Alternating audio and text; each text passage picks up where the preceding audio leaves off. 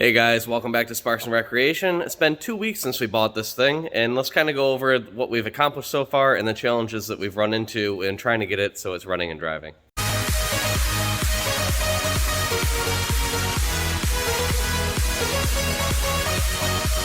So before we get into where we're at today, let's rewind real quick to about 2 weeks ago, the day after we got it home, and this is that. Step one to figuring out what went wrong, we gotta pull this gas tank.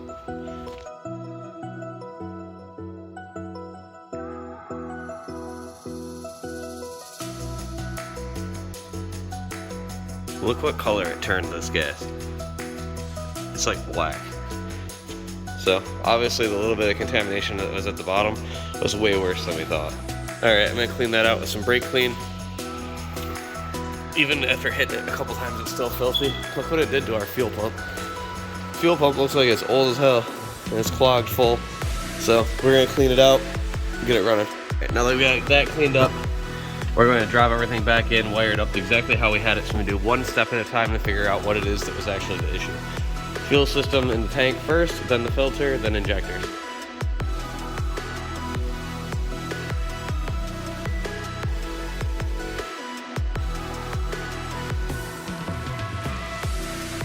Alright, of course I left my jump box over in the van. I'm going to just try to kind of jump this battery with that battery. This battery is weak also, but it should be enough to turn over this thing. And we'll try wrapping it up and firing it, see what it does. Put a chuck in front of the tire in case it tries to drive away by any chance that we actually do get this running. Let's see what we got here. Alright, I hear the fuel pump running good. Let's see if it'll start here for us.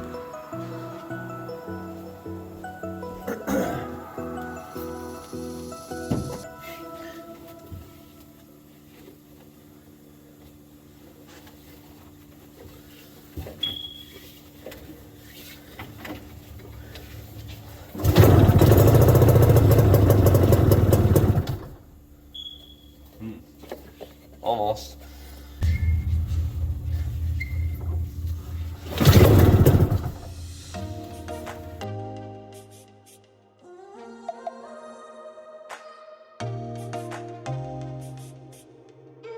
Alright, it's not firing, so I'm going to see if there's fuel getting right to the fuel rail here. So that's kind of where we were at with the fuel system and trying to get it up and running.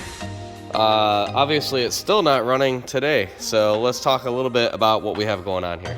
Well, immediately after I got the fuel system kind of get together, I left this as a project for one of our techs here at the shop, Bill, who does most everything for me that I can't do. I said, hey, fuel system should be up and running, go ahead, fire it up and see what it does. So he pulled it over and it wasn't doing anything. So he goes, you know what we need to do? We really need to get that starter fixed. So we pulled the starter off, and from best we can tell, this is all from one of those like Chinese little like 110cc four-wheelers. So I took some measurements and found something that's similar enough with the same mounting bracket. What that ended up being was a like mid-2000s Honda TRX 400EX is what uses a very similar starter. Excuse our terrible mess of just trying to figure things out here. So what Bill did was made a bracket for that to mount to. Got the collar on that, and it actually runs the starter now. A little bit of fabrication later, and the first time he goes to fire it, kicks out, something sparks in the back, and the gas tank catches on fire. A huge explosion shoots out of here. It catches all this crap on fire, melts all of this plastic, which is now going to have to come off because it looks terrible, left soot everywhere, and burnt down the back half of the wiring. Well, at that point, Bill gets the fire put out, thank God, even though there was a fire extinguisher right there, but he didn't realize in the moment, and he threw coolant on it. The fire went out, but it did do some significant damage to the inside of everything, so there's a lot of just melted junk everywhere here. So all the foam that was on the backside of this is now melted into the tray. We go, okay, well, let's pause for a minute, try to figure out what the hell happened. Again, we found out that, so even though we put together some decent fuel line from like the tank to the middle of this line, somebody had clamped the line together without the actual like barb connections, and it wasn't the proper fuel line, wasn't the right size. So we actually ordered true fuel line, actual fuel injection clamps, and got the fuel system all up and running. All right, great, we got a starter. We know we're getting fuel, we have proper fuel pressure. Go to crank it over, all of a sudden now we no longer have spark. So we have fuel, we have air, no spark, but we're trying to figure out if this little ECU on this side, maybe there's something wrong with the ECU, maybe we burnt some wires. Well, we then rewired, this little ECU, we rewired all the wires that go to that up to the kill switch in the front here. Maybe there's something wrong with the kill switch. Recheck all the wiring and continuity on the kill switch, everything's working. Let's fire it up, still no spark. Well, the next thing that we realize as we're kind of playing with that is that this differential doesn't actually do anything. I think this differential is broken. So even if we do get it running, the rear end is not going to actually turn this vehicle. It's not going to spin. So that's an issue. But now we gotta get it running. That's kind of where we're at.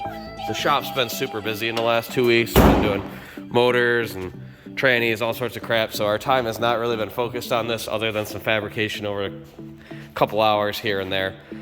Bill's put in a ton of work into it, trying to get it figured out. Our next step is we think that there's basically a pickup for when it's supposed to spark and send fuel on the side of the flywheel and stuff. On the back side of it, there's like a little magnet and pickup. The problem is you can't really get to it to check it without pulling the motor out. So that's where we're at on this. The project, yep. Should I have bought it? Yeah, I think I should have. Even in the condition that it's in, if I cleaned it up, it's still worth what I paid for it. I would like to get it running and driving and do a burnout or something with it. I don't know, it might be a couple more weeks before we really jump on this. We are going to be in Texas starting today, the 10th through the 24th. Well, kind of like a road trip through Tennessee, down into Texas, doing a couple different things. We're going to be hitting a rodeo. We're going to be checking out Fort Worth, Dallas area, going to see where JFK got shot. And then we're going to be in the like Houston towards the coast. So we'll be there for 10 days. Well, road tripping for 10 days. You'll see videos of that coming out, different things we do.